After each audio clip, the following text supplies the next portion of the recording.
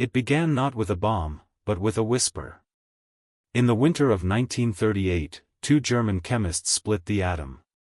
By 1939, that whisper reached Einstein. The warning was simple: whoever harnessed the power of the sun first would rule the ruins of the world. The destruction of Japan was a process that began in the quiet libraries of Europe. When Otto Hahn and Fritz Strassmann achieved nuclear fission in Berlin, they didn't just split a uranium nucleus, they split history.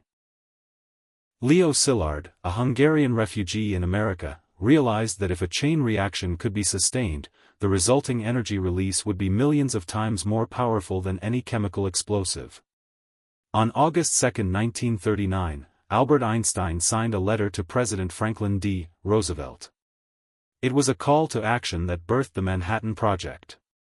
Under the iron-fisted leadership of Brigadier General Leslie Groves and the mercurial genius of J.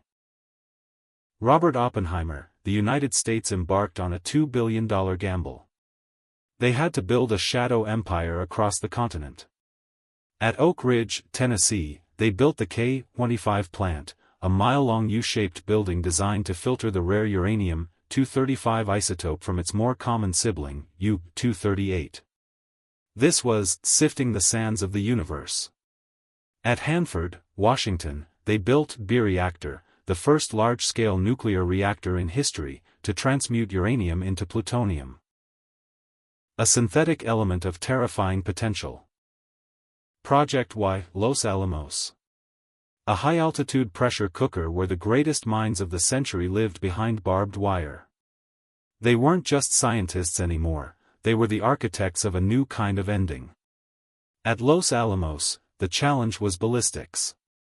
For Little Boy, the uranium bomb, they used a gun-type design, firing a uranium projectile into a uranium target to reach critical mass. It was a sure thing. But Fat Man, the plutonium bomb, was a nightmare. Plutonium was too volatile for a gun-type trigger. Oppenheimer's team had to invent implosion.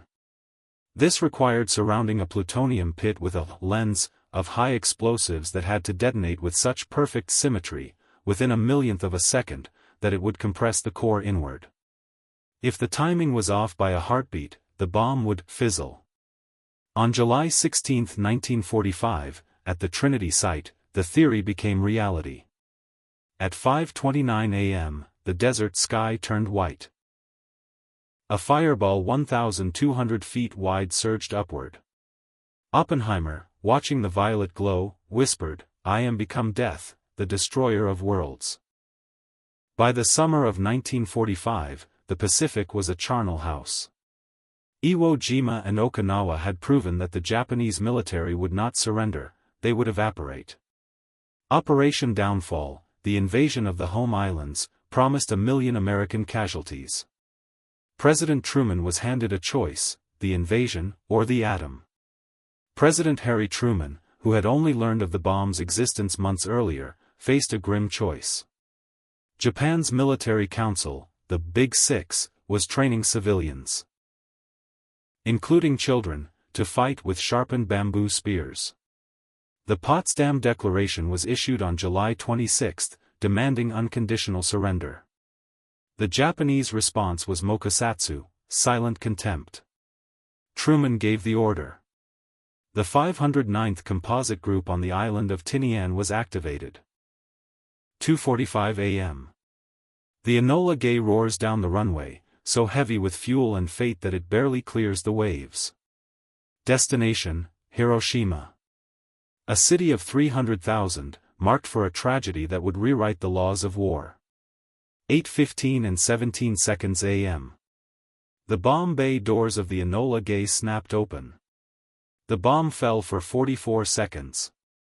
Inside the casing, a radar altimeter tracked the descent. At 1,900 feet above the Shima Surgical Hospital, the firing mechanism triggered. The moment of destruction. The flash, a blinding pica, bleached the color out of the world. The heat, the air temperature rose to several million degrees. People within a half-mile radius were instantly vaporized, their bodies turned to gas before their nervous systems could register pain. The blast, a wall of air moving at 7,000 miles per hour, pulverized the city. 60,000 buildings were crushed instantly. The Black Rain. As the mushroom cloud surged into the stratosphere, it sucked up debris and moisture, falling back to Earth as a sticky, radioactive black soot. 80,000 people died in a heartbeat.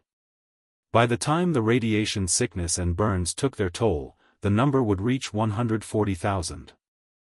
3 days later, the nightmare returned. Because of smoke and clouds over Kakura, the B-29 boxcar turned toward Nagasaki. At 11:02, the second sun fell. This time, it was plutonium. The Fat Man was dropped, and a valley was turned into a furnace. Nagasaki was a city of hills. The plutonium bomb, more powerful than the uranium one, was dropped over the Urakami Valley. The hills acted as a funnel, concentrating the 21-kiloton blast. The largest cathedral in the east was leveled while worshippers were inside. Another 40,000 lives were extinguished in the flash. The silence was broken by a voice the Japanese people had never heard. For the first time, an emperor spoke. He told them to endure the unendurable. On the deck of the USS Missouri, the most violent war in history ended.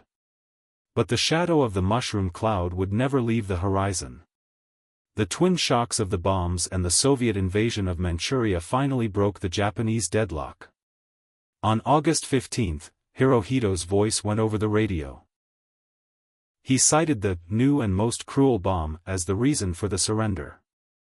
On September 2, the war was officially over. The destruction of Japan was the end of an era, but the survivors, the Hibakusha, became the world's conscience. They lived through the flash, the fire, and the sickness. Their message to us is the only thing standing between the world and a final sunset: never again.